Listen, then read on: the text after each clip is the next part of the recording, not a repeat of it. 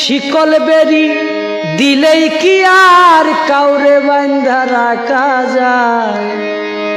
শিকল বেরি দিলেই কি আর কাউরে বান্ধা রাখা যায়?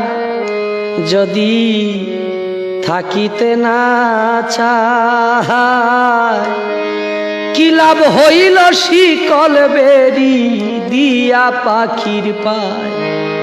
যদি থাকিতে না চায় কি লাভ হইল শিকল বেরি দিয়া পাখির পায়?